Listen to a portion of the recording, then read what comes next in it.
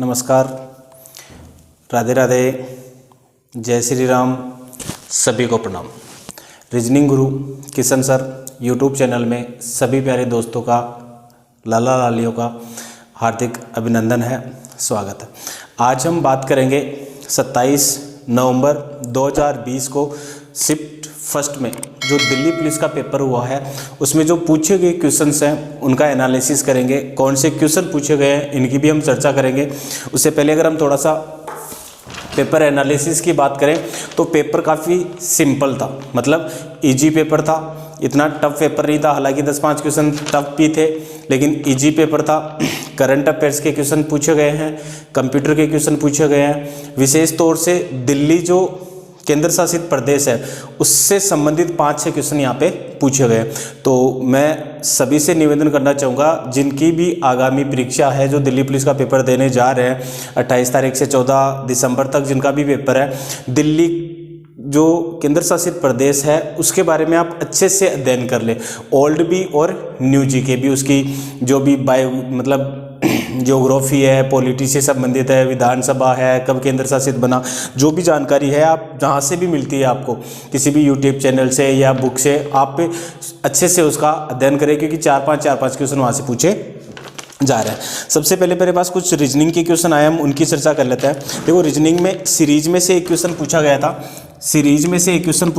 Series इस प्रकार से थी, नॉर्मल क्वेश्चन था, आर था, एम था, आई था, एफ था, डी था और यहाँ पे क्वेश्चन मार्क था।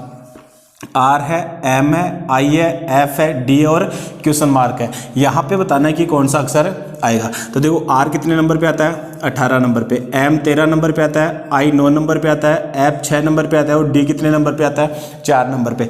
आप जब इन संख्याओं का अध्ययन करेंगे तो आप पाएंगे कि देखिए यहाँ से यहाँ तक का जो अंतराल है वो -5 है, यहाँ से यहाँ तक का अंतराल -4 है, यहाँ से यहाँ तक का अंतराल -3 है और यहाँ से यहाँ का अंतराल -2 है। तो इसी अंतराल को आपको आगे बढ़ाना है तो -1 करोगे तो यहाँ क्या आ जाएगा? 3 और 3 नंबर पे कौन सा अक्षर आता है? सी।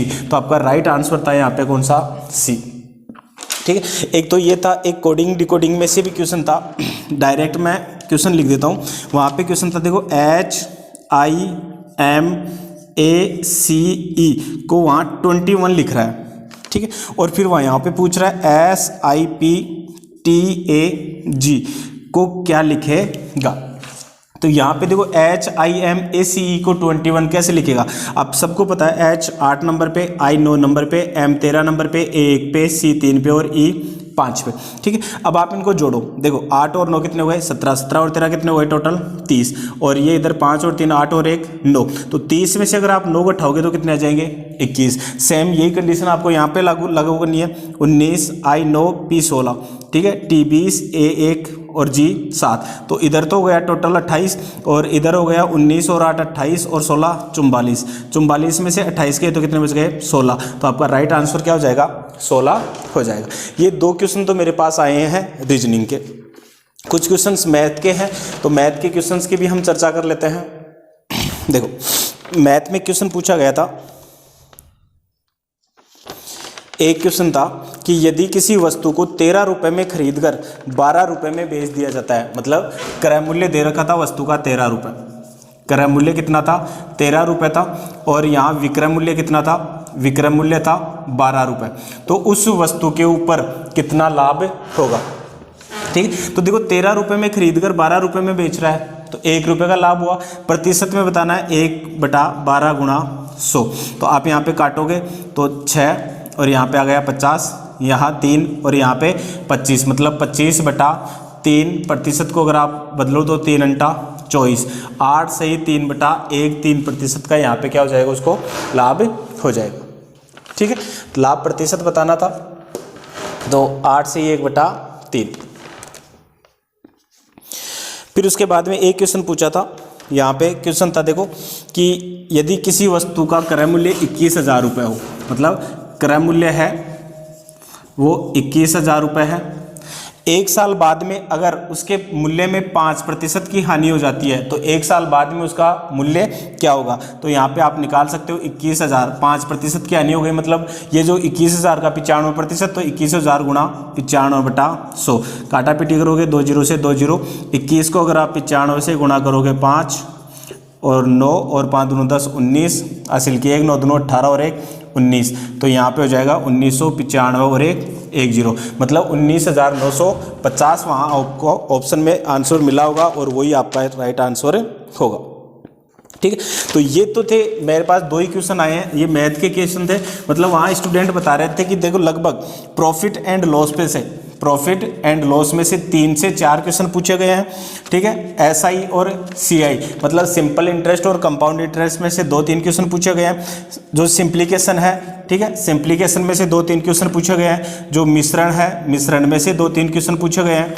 सॉरी, मिश्रण में से 1 क्वेश्चन पूछा गया है। अनुपात समानुपात में से 2 या 3 क्वेश्चन पूछे गए हैं। ठीक है, तो ये क्वेश्चन पूछे गए हैं। इसके बाद में हम बात कर लेते हैं जीके के क्वेश्चंस की। जीके के यहाँ पे क्वेश्चन जो हैं वो देखो कौन कौन से पूछे गए हैं। यहाँ क्वेश्चन पूछा गया था ओजोन दिवस कब मनाया जाता है। देखो एक तो पूछा गया था ओजोन दिवस कब मनाया जाता है, तो सबको पता है 16 सितंबर को क्या मनाया जाता है, ओजोन दिवस मनाया जाता है। ठीक है, ओजोन दिवस हो गया।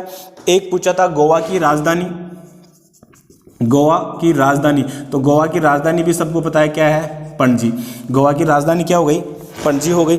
एक अभी हाल ही में करंट अफेयर्स का क्वेश्चन पूछा था यूएसए के प्रेसिडेंट, ठीक है, यूएसए के क्या पूछे थे, प्रेसिडेंट मतलब यूएसए अमेरिका के राष्ट्रपति। तो अभी हाल ही में जो जॉन बाइडेन है वो अमेरिका के नए राष्ट्रपति चुने गए हैं। अगर यहाँ पे पुराना राष्ट्रपति भी पूछा था तो जो आपका डोनाल्ड ट्रंप है,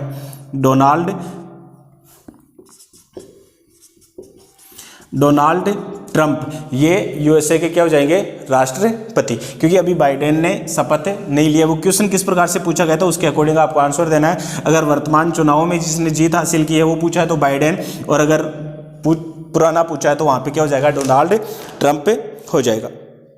ठीक है, एक क्वेश्चन पूछा गया था आयुष्मान जो भारत है, ठीक है, आयुष्मान जो भारत योजना है उसके तहत सबसे पहला जो या प्रथम सेंटर है वो कहाँ पे खोला गया था और कब। यह नहीं पूछा कहाँ पे खोला गया था, कब खोला गया था, तो उसका आंसर हो जाएगा मतलब आयुष्मान भारत योजना के तहत जो प्रथम सेंटर था वो 14 अप्रैल को खोला गया था। कब खोला गया था, 14 अप्रैल को खोला गया था। कहाँ खोला गया था, मान लो आगामी पेपर में पूछ ले तो विजयपुर छत्तीसगढ़ में पीएम मोदी ने इसका उद्घाटन किया था, तो विजयपुर छत्तीसगढ़ में ये खोला गया था। एक क्वेश्चन पूछा था हरमनप्रीत कौर का संबंध किस खेल से है, तो हरमनप्रीत कौर का संबंध किससे है, क्रिकेट से है। ये एक महिला क्रिकेटर है, भारत की महिला क्रिकेटर है, तो ये हरमनप्रीत कौर हो गया। ठीक है, और एक पूछा गया था कि वर्तमान में भारत में कुल कितने केंद्र शासित प्रदेश हैं। ठीक है, कुल केंद्र शासित प्रदेश, वर्तमान में कुल केंद्र शासित प्रदेश हैं, तो वर्तमान में कुल कितने केंद्र शासित प्रदेश हैं, 8 केंद्र शासित प्रदेश हैं। ठीक है, एक पूछा गया था वर्तमान में भारत के उपराष्ट्रपति कौन है, तो वर्तमान में भारत के उपराष्ट्रपति कौन है, वेंकैया नायडू। तो ये क्वेश्चन भी पूछा गया था कि वर्तमान में भारत के उपराष्ट्रपति कौन है, वेंकैया नायडू। एक क्वेश्चन पूछा गया था जो सिंधु सभ्यता का जो हड़प्पा शहर है वो कौन सी नदी के किनारे बसा हुआ है, तो रावी नदी के किनारे। जो हड़प्पा शहर है सभ्यता में से पूछा गया था कि हड़प्पा शहर कौन सी नदी के किनारे है, तो वो है रावी नदी के किनारे। एक साइंस में क्वेश्चन पूछा गया था कि सोने को चमकाने के लिए कौन से अम्ल को प्रयोग में लिया जाता है, तो हम लिख सकते हैं कि स्वर्ण या गोल्ड को चमकाने के लिए कौन सी धातु काम में ली जाती है, तो ये हो जाएगा एक्वा रजा। ये जो धातु है वो सोने को चमकाने में काम में ली जाती है, क्योंकि सोना इस धातु में पिघलता नहीं है। ठीक है, कंप्यूटर की अगर क्वेश्चंस की बात करें तो SMPS की फुल फॉर्म पूछी गई थी, SMPS है उसकी फुल फॉर्म पूछी गई थी, तो इसकी फुल फॉर्म हो जाएगी switched mode power supply. Switch mode power supply, मतलब एसएमपीएस अगर अचानक से लाइट चली जाती है तो कुछ देर के लिए जो भी इसकी क्षमता होती है 10-20 मिनट तक ये आपके कंप्यूटर को चलाए रखता है। मतलब आप अगर एसएमपीएस आपने अपने कंप्यूटर में लगा रखा है तो मान लीजिए आप किसी प्रकार का कार्य कर रहे हैं और आप टाइपिंग कर रहे हैं और अचानक से लाइट चली गई तो आपको इतना टाइम मिल जाएगा कि आप जो भी आपने कार्य किया है उसको आप सेव कर सकें। वरना आपको पता है अगर आपने सेव नहीं किया और अचानक से लाइट चली गई तो जो आपने कार्य किया है वो आपको दोबारा से नहीं प्राप्त होगा। ठीक है, एक क्वेश्चन यहाँ पे साइंस में पूछा गया था कि जो पानी है, जल है, जल कितने डिग्री सेंटीग्रेड से नीचे आकर जमने लग जाता है, या जल का जो क्वथनांक है वो कितने डिग्री सेंटीग्रेड, तो 4 डिग्री सेंटीग्रेड हो जाएगा। ठीक है, एक पूछा गया था दिल्ली के जो दिल्ली विधानसभा है, दिल्ली विधानसभा के वर्तमान अध्यक्ष, दिल्ली विधानसभा के वर्तमान अध्यक्ष पूछे गए थे तो ये हो जाएगी रामनिवास गोयल।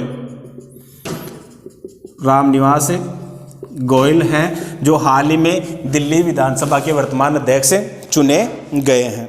ठीक है, एक पूछा गया था भारत के दूसरे उपराष्ट्रपति, तो दूसरे जो उपराष्ट्रपति वो थे कौन थे, डॉक्टर सर्वपल्ली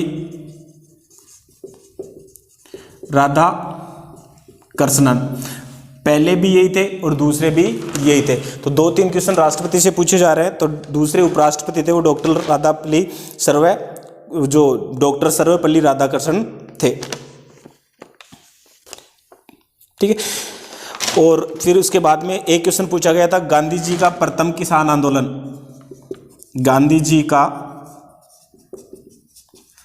प्रथम किसान आंदोलन, तो सबको पता है चंपारण किसान आंदोलन है वो गांधी जी का प्रथम किसान आंदोलन था।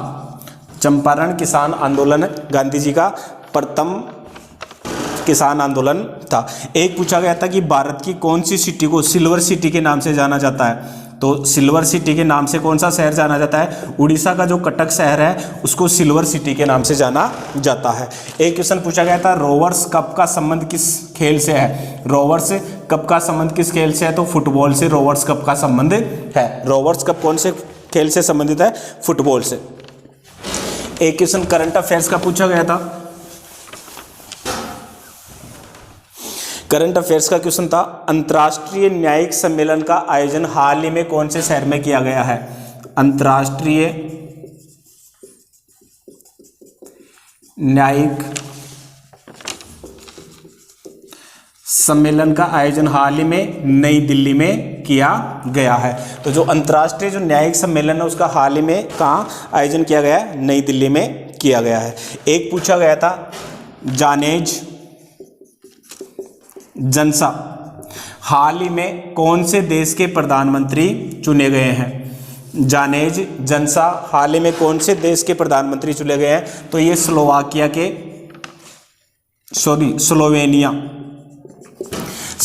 के ये हाल ही में राष्ट्रपति चुने गए हैं। एक मलेशिया के प्रधानमंत्री के बारे में पूछा था कि हाल ही में मलेशिया के जो प्रधानमंत्री हैं वो कौन चुने गए हैं, तो मलेशिया के प्रधानमंत्री हैं